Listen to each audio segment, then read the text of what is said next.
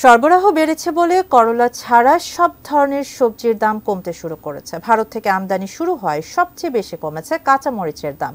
বগুড়ার পাইকারি মোকাম রাজাবাজার থেকে বিস্তারিত জানাচ্ছেন উত্তরাঞ্চলীয় ব্যুরো প্রধান চপর সাহা। ধন্যবাদ। ২-৩ দিনের ব্যবধানে বগুড়ায় সব ধরনের সবজির দাম কমে গেছে। যে সবজি গত ২-৩ দিন আগেও বিক্রি হয়েছে ৭০-৮০ টাকা কেজি, সেই সবজিগুলোর দাম কমতে শুরু করেছে। সবচেয়ে দাম কমেছে বেশি কাঁচামরিচের। কাঁচামরিচ যেটা ২৮০ টাকা এমনকি ৩০০ টাকা কেজি পর্যন্ত বিক্রি হয়েছে। ভারতীয় কাঁচামরিচ আসার কারণে সেই কাঁচামরিচ বিক্রি হচ্ছে ১৩০ থেকে ১৪০ টাকা কেজি। দেশিগুলো বিক্রি হচ্ছে ১৫০ টাকা কেজি।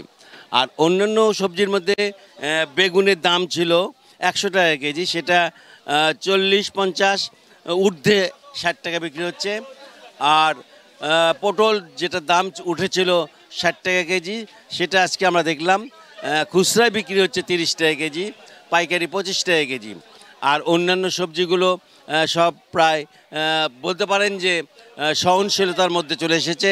মানুষ এখন নির্বিঘ্নে কিনতে পারছেন। সবজির দাম ছিল ১০০ টাকা কেজি। বেগুন বেচলাম আমরা, এখন বেগুন বেচলাম ৪০ থেকে ৫০ টাকা কেজি, হাফ দাম। অন্য সবজির দামও কম। আমরা কথা বলে জেনেছি কৃষকের সাথে, যেটা হলো যে আমদানি বেশি হচ্ছে। কয়েকদিন বৃষ্টি হয়েছে, ফলন ভালো হয়েছে, আর সেই ফলন নিয়েই কৃষক তার সবজিগুলো নিয়ে আসছেন বাজার এবং হাটে, যে কারণে দাম কমতে শুরু করেছে।